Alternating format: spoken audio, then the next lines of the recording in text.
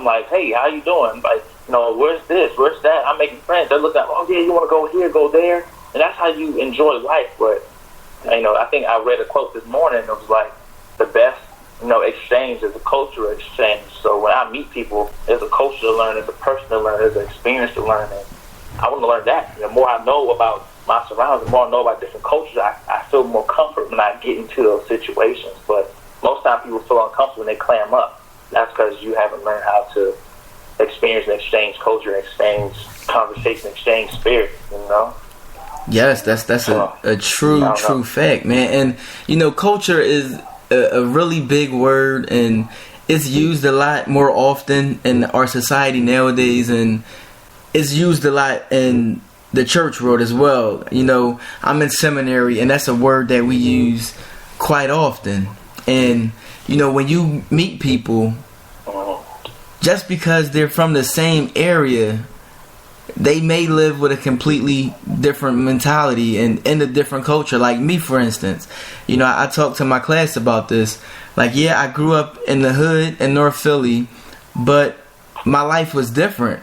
My father wasn't black, so I was around people who weren't black, and his family lived out in the country, so I lived out in the country. I used to be out in the country and did things out in the country, and my aunt and uncle are white and Polish, and so I experienced different cultures. So for people to always hit me with the inner city type mentality, the I guess you could say the ghetto mentality of certain way of looking at things and a certain way of thinking things, like, listen, that's not the life I live. Just because I live down the block from you, I don't know nothing about that life, because that's not my life. So when you have those different experiences that you go through and that you face in life, it really changes you.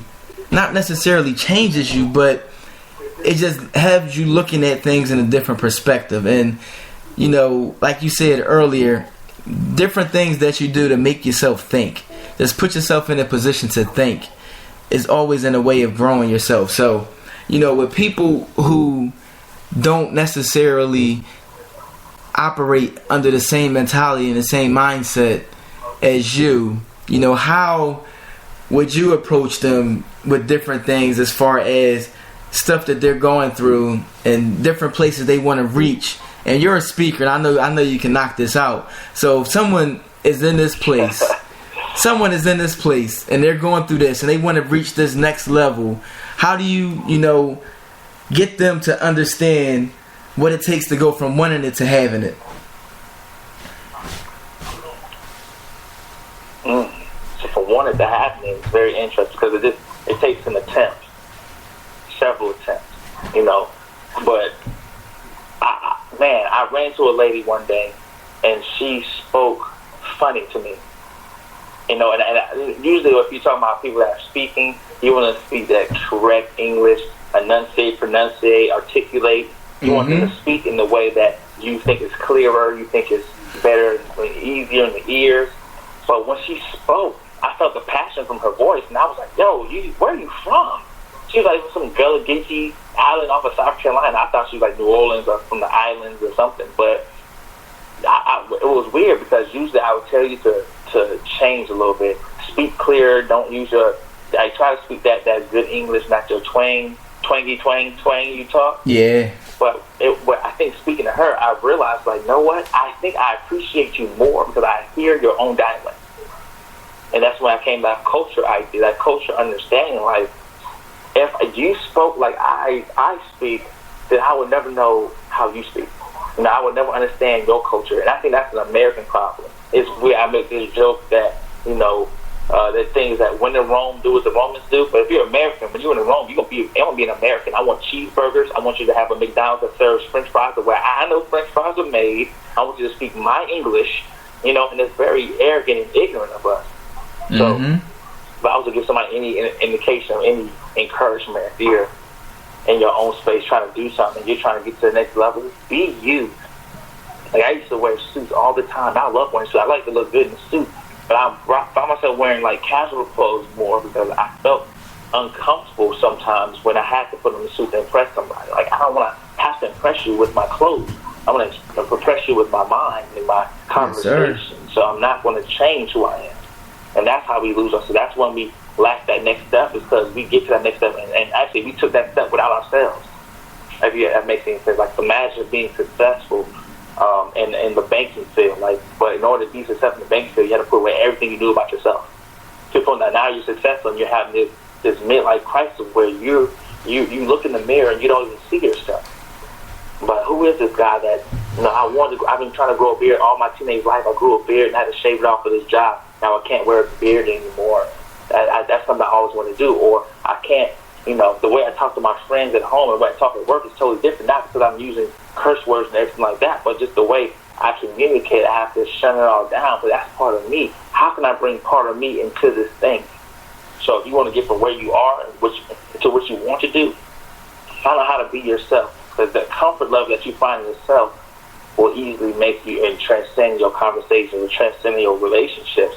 And that's what all success is about, is having those key relationships. If I don't feel I can trust you because I don't really know who you are, because you don't know who you are. So my biggest thing, I've been trying to build this around myself, is that comfort level of being me. So I can walk into a room and not feel clammed up because I don't feel comfortable. Like my personality doesn't fit here. We're that culture thing, yet again, that culture exchange is what we should vibe off of. We should feed off of, not the separation of culture, but the inclusion, the actual exchange of cultural traits.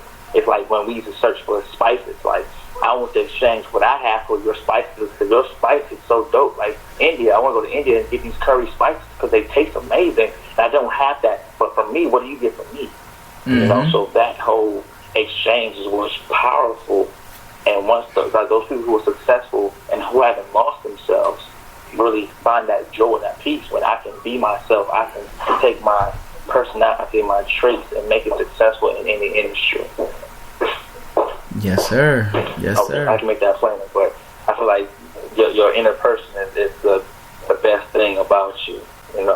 Yes, that's it that is. Uniqueness. Nobody can be you. Nobody is you.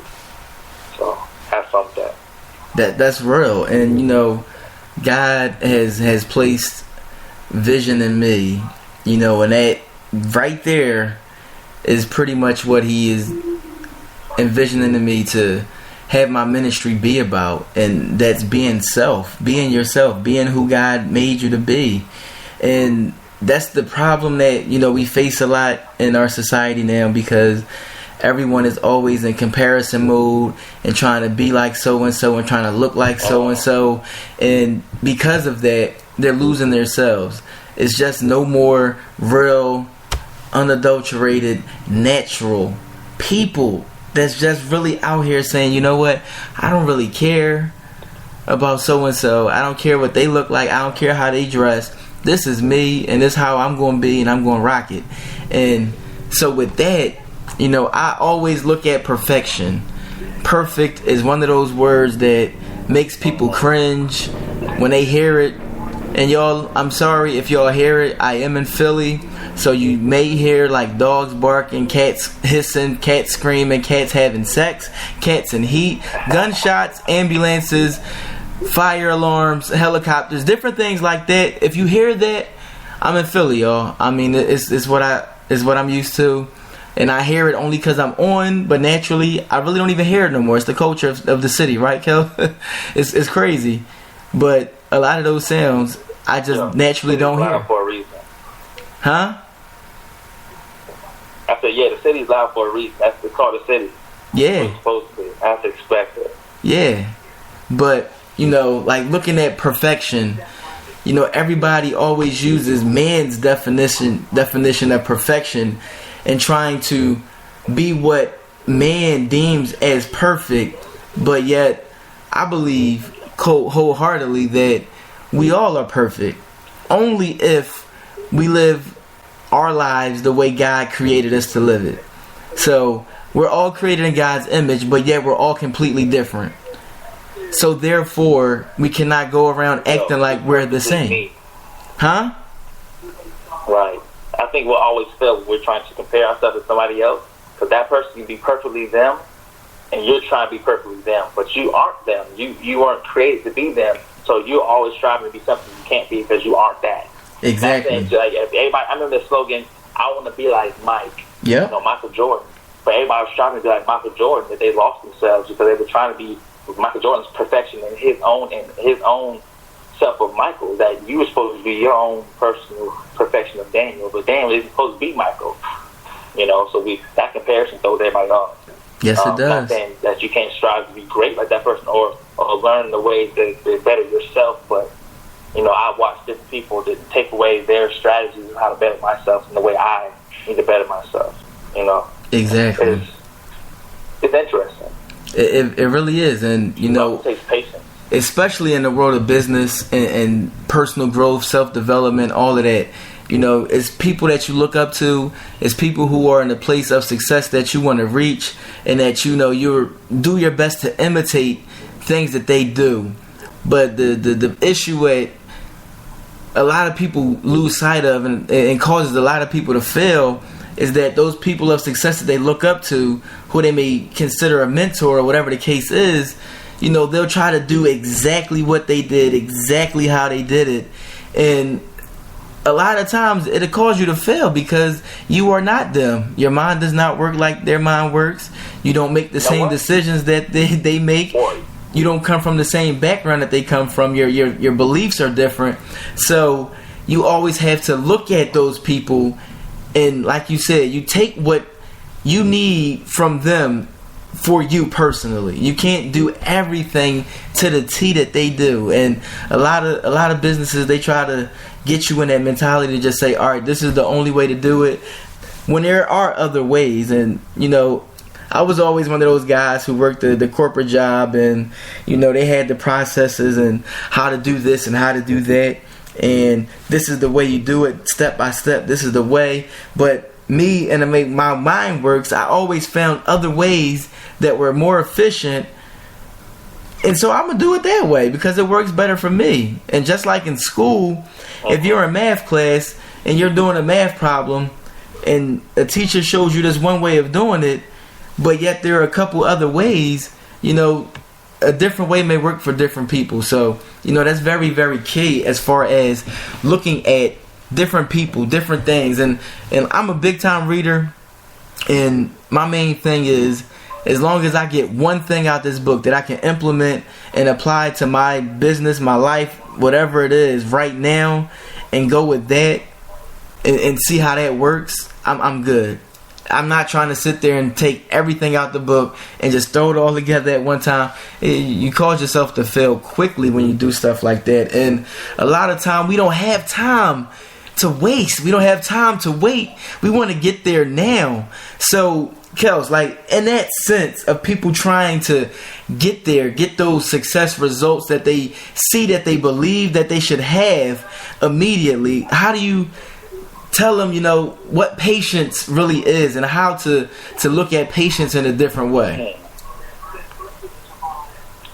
I was talking about this on my drive earlier today. Especially when it comes to like entrepreneurs and entrepreneurship, and when you're trying to do your own thing, it's funny because we see what success looks like, right? Mm-hmm. I can see somebody who started their own business making 6 figures, 7 figures, whatever the case may be. I have friends who are doing it.